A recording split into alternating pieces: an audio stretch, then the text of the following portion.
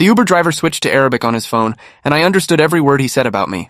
I ordered the Uber from the airport terminal at 11 at night, after my flight from Dubai got delayed by 4 hours. The app said my driver's name was Kareem Hassan, 5-star rating, silver Toyota Corolla. When the car pulled up, I threw my carry-on in the back seat and climbed in front, too tired to care about the usual passenger-driver distance. Kareem looked to be in his late 40s with graying hair at his temples and the kind of weathered face that suggested he'd lived through things most people only read about. He greeted me in English with a thick accent and asked if I wanted any specific route to my hotel downtown. I said whatever was fastest because I just wanted to shower and sleep after 16 hours of travel. We pulled away from the terminal and merged onto the highway, and I leaned my head against the window watching the city lights blur past. That's when his phone rang. He answered it on the car's Bluetooth system and immediately switched to Arabic. I kept my eyes on the window and my expression neutral because nobody in America knew I spoke Arabic fluently. Not my colleagues at the consulting firm, not my friends, not even my family. I'd spent 3 years working for a defense contractor in Jordan doing translation work for military intelligence before I got tired of the moral complexity and switched to corporate consulting. The work had required a security clearance and a lot of non-disclosure agreements, and when I left, I decided to leave that whole part of my life behind. I never mentioned my language skills on my resume or in conversation. It was easier to just be another white guy in a suit who'd never lived anywhere interesting. So when Kareem started speaking Arabic to whoever was on the phone, he had no reason to think I'd understand every single word. The conversation started normally enough. The person on the other end asked how his night was going, and Kareem complained about airport traffic and cheap passengers who didn't tip. Then the other voice said something that made my blood run cold. He said in Arabic, "Did you pick up the consultant yet? The one from the Jordan flight?" Kareem responded, "Yes, he's in my car right now. Looks exactly like the photo they sent. Blonde hair, blue eyes, about 30 years old. He's half asleep." I kept my face pressed against the window, but every muscle in my body had gone tense. Someone had sent Kareem my photo. Someone knew I was coming home tonight and had coordinated to make sure he was my driver. The voice on the phone continued, "Good. Take him to the warehouse on Riverside instead of the hotel. We need to ask him some questions about his time in Jordan, about who he worked for and what he knows." My mind was racing, but I forced myself to stay completely still, to keep breathing normally, to give no indication I understood. Kareem said, "What if he resists? What if he realizes we're not going to his hotel?" The voice replied, "He won't realize until it's too late. By the time he figures it out, you'll already be at the warehouse. Mahmoud and his guys will be waiting. They'll handle it from there." Kareem asked, "And after they question him?" There was a pause before the voice said, "That depends on what he knows and whether he's willing to cooperate. If he's smart, he'll tell them everything. If not." The sentence hung unfinished, but the implication was clear. I was being driven to a secondary location where people would be waiting to interrogate me about my work in Jordan, and if I didn't cooperate, I wouldn't be leaving that warehouse alive. I needed to think fast but carefully. If I suddenly asked Kareem to pull over or change destination, he'd know something was wrong. If I tried to jump out of a moving car on the highway, I'd probably get killed. I needed to buy time and figure out who these people were and what they wanted from me. The voice on the phone was still talking, giving Kareem specific directions to the warehouse. He said, "Take exit 9 off the highway, then go left on Industrial Boulevard. The warehouse is the third building on the right, gray metal siding. Flash your headlights twice when you pull up so Mahmoud knows it's you." Kareem confirmed the directions and the call ended. We drove in silence for another minute before Kareem said in English, "So, you have business in the city? You look like a businessman." I forced myself to respond casually, even though my heart was hammering against my ribs. "Yeah, just consulting work. Nothing too exciting." He nodded and turned on the radio to some pop station, probably to fill the awkward silence. I pulled out my phone and opened my text messages, but my hands were shaking slightly. I needed to contact someone, but I couldn't be obvious about it. If Kareem saw me frantically texting, he might realize I knew something was wrong. I opened a message thread with my colleague Michael and typed very slowly, trying to look like someone casually checking their phone. "Flight landed. Weird situation. Might need help. We'll explain later." I hit send and watched the message turn from sending to delivered. Michael wouldn't see it until morning, probably, but at least there'd be some record if I disappeared. I glanced at the GPS on Kareem's dashboard and saw we were still 20 minutes from downtown, but we weren't headed toward my hotel according to the route displayed. We were heading toward the industrial district on the east side. Exit 9 was coming up in 5 miles. I needed a plan. I could call 911, but what would I say? My Uber driver is taking me somewhere I don't want to go? That wouldn't get an immediate response, and by the time police figured out where I was, it might be too late. I could try to convince Kareem to pull over for some reason, then run, but we were on a highway with no sidewalks and nowhere to run to. The best option seemed to be playing along until we got closer to the warehouse, then finding a way to escape before we actually arrived. I casually asked Kareem, "How long have you been driving for Uber?" He glanced at me in the rearview mirror. 3 years now. Good side job. Flexible hours." His English was decent but heavily accented, and he seemed nervous now that the phone call had ended. He kept checking his mirrors more than necessary, and his hands were tight on the steering wheel. We were approaching exit 9 and my window to act was closing. I made a decision. I clutched my stomach and groaned. "Oh man, I don't feel good. I think something I ate on the plane is not sitting right." Kareem looked over at me with concern. You okay? I don't know. My stomach is really hurting. Is there a gas station or somewhere you could pull over for a minute? He hesitated, and I could see him calculating whether this was genuine or a trick. We're almost to your hotel. Maybe 10 more minutes. You can wait? I groaned again, more dramatically this time. I really don't think I can wait. I might throw up in your car. That got him. No Uber driver wants vomit in their vehicle. He sighed and took the next exit, which wasn't exit 9 but exit 7. We pulled off the highway onto a commercial strip with a few gas stations and fast food restaurants, most of them closed at this hour. Kareem pulled into a 24-hour gas station and parked near the entrance. There's bathroom inside. Be quick, please. I have other rides waiting. I grabbed my carry-on from the back seat, which made him frown. You can leave bag.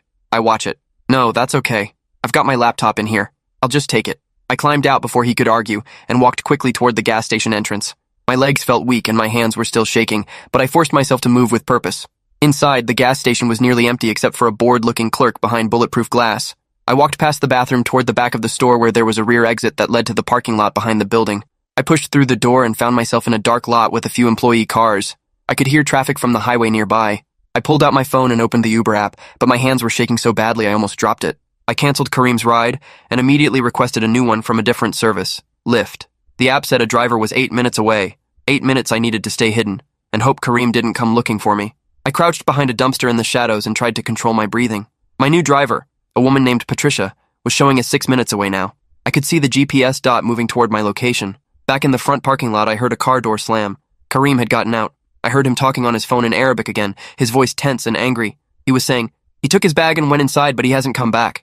Something's wrong. He might have figured it out. The voice on the other end responded with words I couldn't quite make out, but Kareem's next statement was clear enough.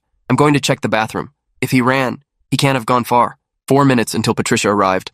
I pressed myself further into the shadows behind the dumpster and watched the rear door of the gas station. If Kareem came through that door, I'd have to run and hope I could get to a public area before he caught up with me. The door opened and Kareem stepped out, looking left and right. He had his phone pressed to his ear and was speaking rapidly in Arabic. He's not in the bathroom. The clerk said he went out the back exit. I'm checking now. He walked slowly across the parking lot, his eyes scanning every shadow. I held my breath as he passed within 15 feet of my hiding spot. He was focused on the other side of the lot, looking toward the street. 2 minutes until Patricia arrived. Kareem's phone rang, and he answered it immediately. The voice on the other end was loud enough that I could hear it clearly now. It was angry, demanding to know how Kareem had let me escape. Kareem was trying to explain that I'd seemed genuinely sick, that there was no way he could have known. My Lyft app showed Patricia pulling into the gas station front parking lot. I needed to get to her without Kareem seeing me. I waited until he walked further away toward the street. Then I moved quickly but quietly along the back wall of the building toward the side alley that would take me to the front lot. I could hear Kareem still arguing on the phone behind me.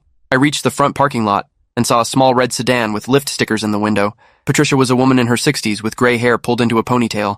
I yanked open the back door and threw myself inside. Drive! Please just drive right now. She turned around with startled eyes. Are you okay? You look terrified. Please, I'll explain, but we need to leave right now. She must have heard the genuine fear in my voice because she put the car in drive and pulled away from the gas station without another question.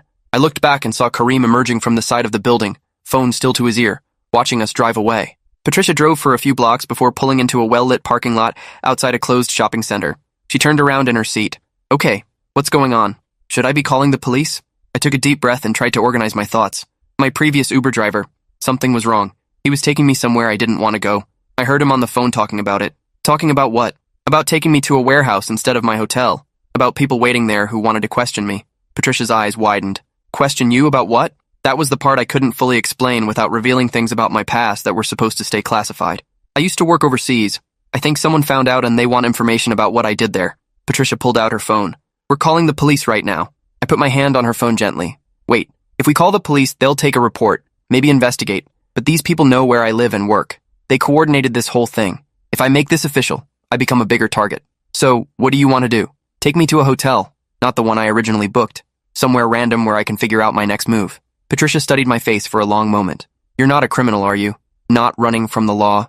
No, I promise. I'm just a consultant who used to do translation work in the Middle East. Someone apparently wants to talk to me about that work and they're not interested in asking politely. She nodded slowly. Okay, I know a place. Small hotel near the university. Clean, safe, cheap. We'll go there. We drove in silence for 20 minutes before pulling up to a modest hotel on a quiet street. Patricia refused to accept payment for the ride. You just take care of yourself, and seriously consider calling the police once you're settled. I thanked her and watched her drive away before heading into the hotel lobby. The night clerk was a college-age kid who barely looked up from his phone as I paid cash for a room. I went upstairs and locked the door behind me. then pushed the desk chair against it for extra security. Only then did I allow myself to fully process what had just happened. Someone had tracked my flight from Dubai. Someone had coordinated with an Uber driver to intercept me. Someone wanted to question me about my work in Jordan badly enough to orchestrate a kidnapping. The question was who and why. My work in Jordan had been 3 years ago. I'd been a contract translator working with military intelligence, helping analyze intercepted communications and interview detainees. The work was classified but not particularly exciting. I wasn't some James Bond figure with world-changing secrets. I was just a language specialist who happened to speak fluent Arabic and had a security clearance. But maybe I'd translated something that mattered more than I realized. Maybe some communication I'd worked on had led to an operation that someone wanted revenge for. I opened my laptop and started going through my memories of that time, trying to think of anything that might have made me a target years later. There had been hundreds of translations, thousands of intercepted messages. Most of them were mundane, logistical discussions about supply routes and meeting times, but there had been a few operations that stood out, one in particular. 6 months before I left Jordan, I'd been part of a team analyzing communications from a human trafficking network that was moving people from Syria through Jordan into Europe. We'd identified key players in the network, and our intelligence had led to a major raid that resulted in dozens of arrests and the rescue of over 100 people who'd been held against their will. The network had been run by a man named Youssef al-Rashid, a Jordanian businessman with ties to organized crime across the Middle East. I pulled up news articles from that time and found coverage of the raid. Youssef al-Rashid had been arrested along with 7 of his associates, but the articles from a year ago told a different story. Al-Rashid had been released on a technicality, some procedural error in how evidence was collected. He'd returned to Jordan a free man and had apparently rebuilt his operation. I found a more recent article from 2 months ago. Al-Rashid had been spotted in several American cities, allegedly expanding his trafficking network into North America. Federal authorities were investigating but hadn't been able to build a case yet. My hands went cold as I realized the connection. If Al-Rashid was operating in the States, and if he'd somehow found out I was one of the translators whose work had led to his original arrest, he'd have every reason to want revenge. He'd want to know what else I knew, who else I'd worked with, what other operations I'd been involved in. I needed to contact someone from my old agency, but I'd signed non-disclosure agreements that made that complicated. The work was classified, and I wasn't supposed to discuss it with anyone, even under threat.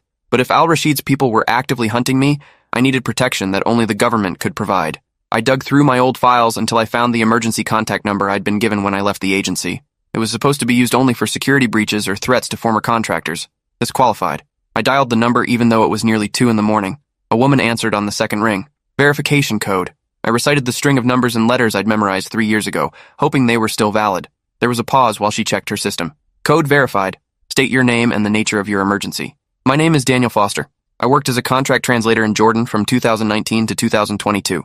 I believe I'm being targeted by someone connected to an operation I worked on. She asked me to hold, and I spent 3 minutes listening to silence before a different voice came on the line. Male, older, with the kind of calm authority that suggested he'd handled situations like this before. Mr. Foster, this is Agent Mitchell with the Defense Intelligence Agency. I'm looking at your file now. You worked on Operation Sandcastle, correct? Yes, among others.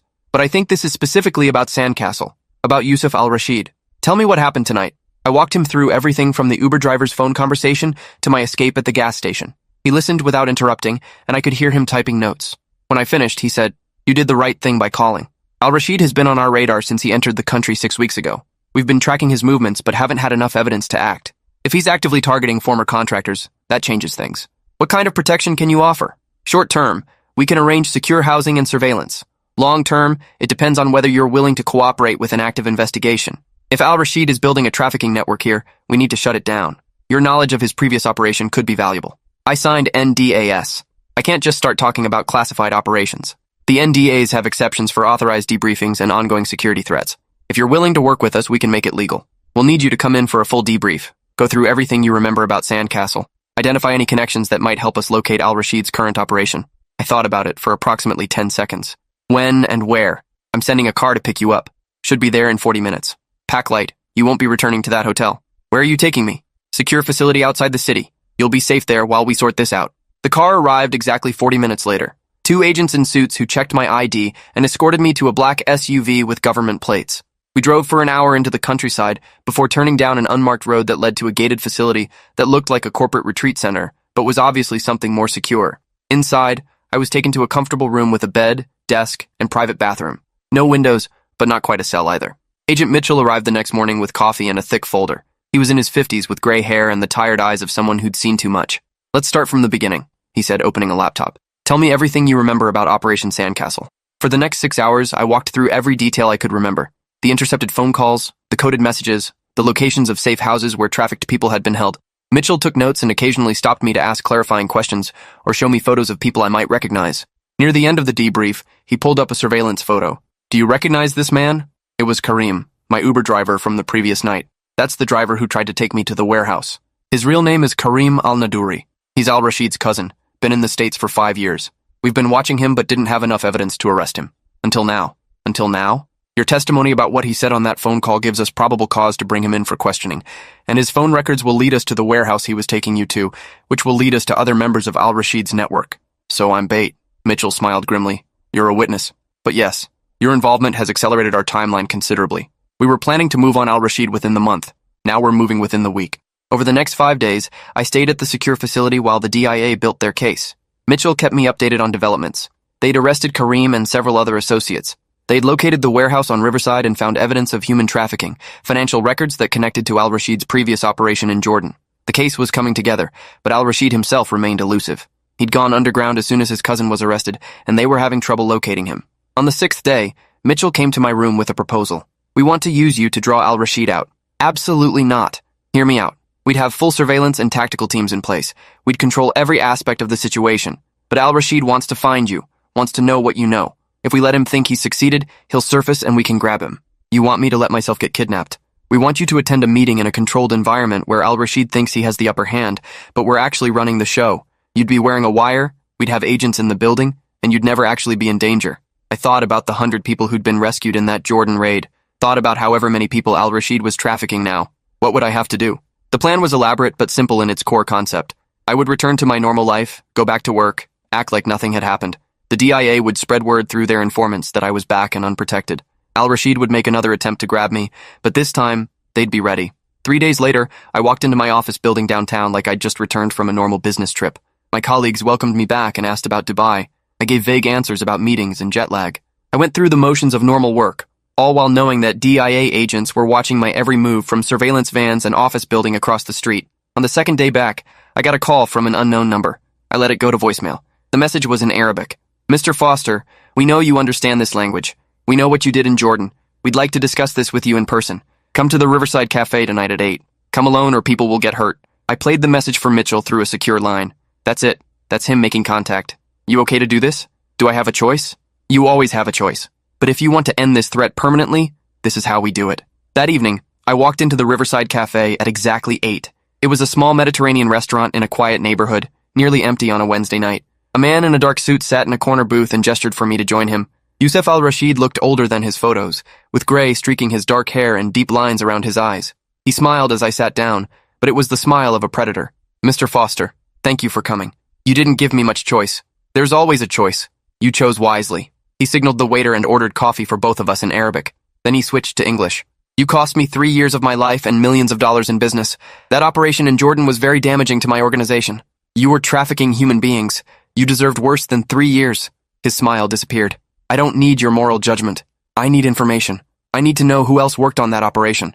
I need names of other translators, other analysts, other agents. I need to know what else you learned about my network that wasn't in the official reports. And if I tell you, then you get to keep living your comfortable American life. If you don't, well, you've seen what I'm capable of. I've signed non-disclosure agreements. I can't just give you classified information. He leaned forward. Mr. Foster, do you really think your NDAs will protect you? Do you think your government cares about one translator who left their service years ago? You're expendable to them. But to me, you're valuable. Tell me what I want to know and I'll make sure you're compensated. Refuse and you won't leave this restaurant alive. I glanced around the cafe. I could see at least 3 of Al-Rashid's men positioned at different tables, but I also knew that DIA tactical teams were surrounding the building. Before I tell you anything, I need assurances. I need to know you'll keep your word about letting me live. He smiled again. Of course. I'm a businessman. I keep my agreements. Then I'll tell you everything. But not here. Too public. Your warehouse on Riverside? That's secure, right? We should go there. Al-Rashid studied my face for a long moment, trying to decide if this was a trap. Finally, he nodded. Very well. We'll continue this conversation somewhere more private. But Mr. Foster, if you're playing games with me, you'll regret it. We left the restaurant together, and I climbed into the back seat of his Mercedes with 2 of his men flanking me. As we drove toward the warehouse, I touched the button on my belt buckle that activated my wire and alerted the tactical teams. The next 20 minutes happened very fast. We arrived at the warehouse, and Al-Rashid led me inside to an office space where he clearly felt comfortable and in control. He offered me a seat and began asking detailed questions about Operation Sandcastle. I answered some honestly, stalling for time, waiting for the signal. It came in the form of flashbang grenades exploding simultaneously at 3 different entrances. DIA tactical teams swarmed the warehouse with weapons drawn and voices shouting commands. Al-Rashid tried to run, but was tackled by 2 agents before he made it 10 feet. His men were subdued with similar efficiency. Agent Mitchell appeared at my side. "You okay?" "Define okay. You did good. We got him on attempted kidnapping, witness intimidation, and the trafficking charges are solid. He's going away for a very long time." I watched as they cuffed Al-Rashid and read him his rights. He was screaming in Arabic about lawyers and rights and false arrest, but the wire recording had captured everything, every threat he'd made, every admission about his trafficking network. It was over. The next few months were consumed by depositions and court proceedings. I testified about the kidnapping attempt, about the phone call from Karim, about the meeting at the restaurant. The trafficking charges came with testimony from victims his network had exploited, and the evidence was overwhelming. Al-Rashid was sentenced to 45 years in federal prison. Karim and 4 other associates got similar sentences. The DIA offered me a permanent position doing similar translation work, but I declined. I'd had enough of the intelligence world. I went back to corporate consulting and tried to return to normal life, but normal felt different now. I found myself constantly checking for surveillance, always aware of my surroundings, jumping at unexpected phone calls. The therapist the DIA connected me with said I had mild PTSD, and that was normal after what I'd experienced. She taught me coping strategies and helped me process the trauma. A year later, I got a letter forwarded through my attorney. It was from a woman named Aisha who'd been rescued during the Jordan raid. She'd been held by Al-Rashid's network for 8 months, moved from safe house to safe house, forced to work in conditions she described as slavery. She'd eventually been freed and granted asylum in Canada, where she was now rebuilding her life. The letter thanked me for my work on the operation that led to her rescue. She said knowing that someone had cared enough to spend hours translating communications and building the case that freed her meant everything. That the people who'd worked behind the scenes were just as important as the agents who'd raided the houses. She ended by saying she hoped I knew my work mattered and had saved lives. I kept that letter in my desk drawer and read it whenever I wondered if I'd made the right choices. The skills I'd tried to leave behind had ended up saving my life. The work I'd done years ago had mattered enough that someone wanted revenge, and in the end, justice had been served. I still drive for Uber sometimes when I travel, but I'm more careful now. I check the driver's photo against their face. I pay attention to the route, and I never, ever pretend not to understand when people speak languages they think I don't know. Because sometimes the most dangerous thing you can do is underestimate what other people understand. And sometimes the most powerful thing you can do is listen carefully when people think you can't hear them. That night with Karim taught me that language is more than just communication. It's survival. It's power. It's the difference between being a victim and being someone who can fight back. And that's something worth remembering whether you're in an Uber or anywhere else in the world. Always pay attention. Always stay alert. And never assume you're safe just because people are speaking a language they think you don't understand. Thanks for hanging out till the end. If you want more crazy stories, make sure to subscribe and leave your take below.